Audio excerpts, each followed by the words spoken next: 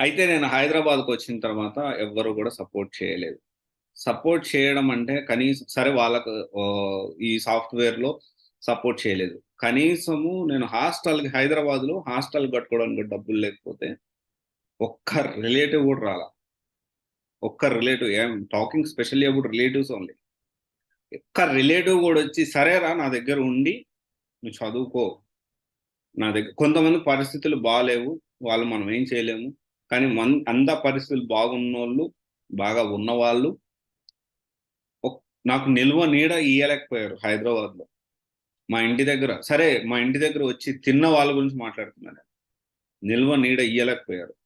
నేను వాళ్ళకి దూషించట్లేదు. వాళ్ళని హర్ట్ చేయాలని ఇంకోటి కాదు. ఎలా ఉంటారో అసలు రిలేటివ్స్ మొన్న ఒక స్టూడెంట్ రీసెంట్‌గా ఒక 3, 4 డేస్ బ్యాక్ ఒక స్టూడెంట్ నా దగ్గరకొచ్చి చెప్తా ఉంటే నాకు అంటే ఇయన్నీ గుర్తొచ్చింది. నాకు రిమైండర్ చేసినట్టు అయిందతను. ఫస్ట్ ఒక పర్సన్ ఉండి వాళ్ళ అన్న సంథింగ్ పెద్దమ్మ కొడుకో, పెదనాన్న కొడుకో ఉండి, "అరేయ్! ఈ కోర్స్ నేర్చుకోరా నీకెందుకు నేను చూసుకుంటా. లాగేస్తా అట్లా కంపెనీలోకి" అని అన్నాడు. సరే ఆ కోర్స్ నేర్చుకున్న తర్వాత ఆ కోర్స్ కూడా వ వ 10 రోజులు నేర్పించి, 15 రోజులు నేర్పించి బిజీగున్నా, సరిగ్గా క్లాసులు తీసుకోకుండా అట్లా చేసి 3, 4 నెలల తర్వాత అసల ఫోన్‌లు ఎత్తడం మానేసాడంట.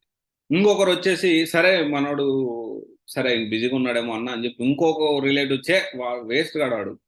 నేను చెప్తా అని చెప్పి ఇంకొకటి స్టార్ట్ చేసి వాడొక నెల రోజులు చెప్పి తర్వాత లీవ్ ఇంకొక 4, 5 నెలలు వేస్ట్ చేసి మొత్తం ఓవరాల్‌గా ఒక 8, 9 మంత్స్ ఎళ్ళిపోయింది.